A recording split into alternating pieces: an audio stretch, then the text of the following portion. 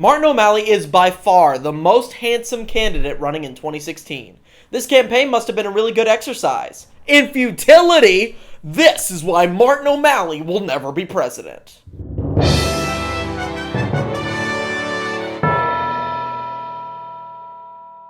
Howdy gang, I'm fully aware that making a video called Why Martin O'Malley Will Never Be President is a lot like making a video called Why Snooki Will Never Win a Nobel Prize or Why Morgan Freeman Will Never Play Annie on Broadway. But I said at the beginning that I would be making a video about every single presidential candidate, and Martin O'Malley is technically running, so here we are. If you're a Democrat and you don't like Hillary Clinton's experience or Bernie Sanders' progressive principles, then I guess Martin O'Malley is the candidate for you. He just can't seem to carve out any support in between the two giant ideological pillars of Clinton and Sanders. So I guess that makes Martin O'Malley a small creature traveling in the crevice between two big establishments.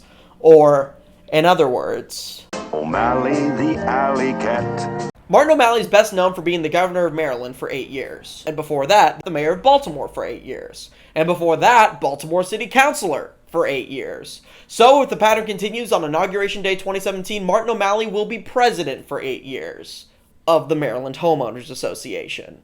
The point is that Martin O'Malley is inherently associated with Maryland, and in particular Baltimore, for better or for worse. Spoiler alert, it's for worse. Anderson, when I ran for mayor of Baltimore back in 1999, it was not because our city was doing well. Martin O'Malley's biggest problem is that unlike the Republican Party, the Democrats are not at all fractured right now, leaving him very little room to make inroads in the race. If you're a Democrat, by default, you support Hillary Clinton. And if you don't trust her to fight for progressive values, then you're going to want to support a candidate who wants a $15 minimum wage, who has financial regulation as a strong plank of his platform, and who supports strong immigration reform. Wait a minute. I just described Martin O'Malley's policies. So then, why is it that Democrats are flocking to this democratic socialist G-DILF when handsome and inoffensive also has progressive credentials? As it turns out, Martin O'Malley's struggle is not with substance, but with style.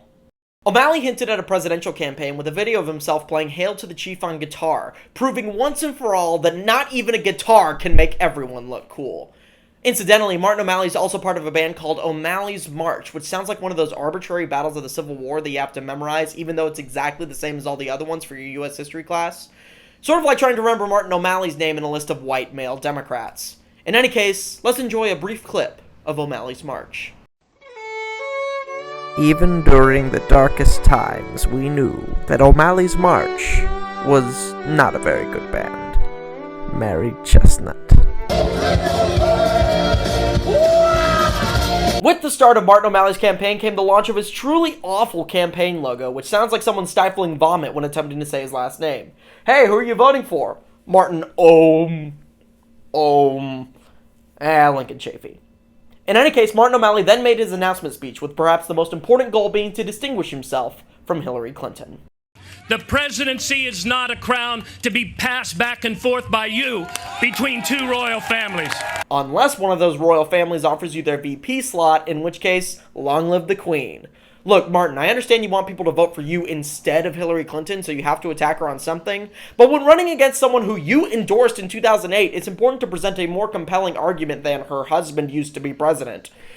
In any case, perhaps Martin O'Malley will present a better case against Hillary Clinton when they're in the same room. The easiest way to buy a combat assault weapon in America is at a gun show, and it's because of the flip-flopping political approach of Washington that both of my two colleagues on this stage have represented there for the last 40 years. We need common sense. Let's calm down a little bit, Martin. Yeah, let's tell the truth, Martin. Well, Martin O'Malley does want to unite people, and in this case, he's united Hillary and Bernie against Martin O'Malley. He's also good at uniting crowds. Black lives matter, white lives matter, all lives matter.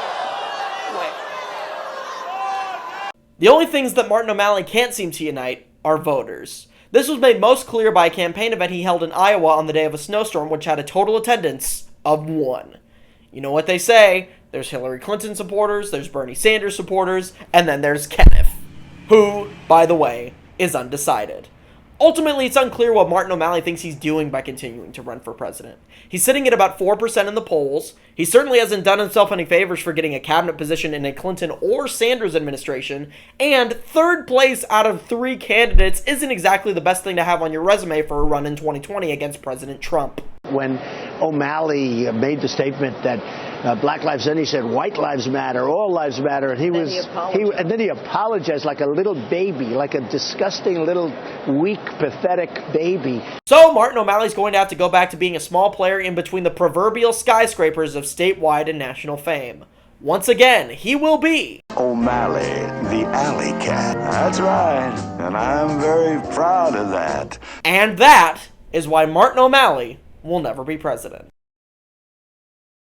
His favorite day of the week is Tuesday. He is the least interesting man in the world. I don't always need to fall asleep, but when I do, I prefer to watch one of John Kasich's speeches. Stay irrelevant, my friends.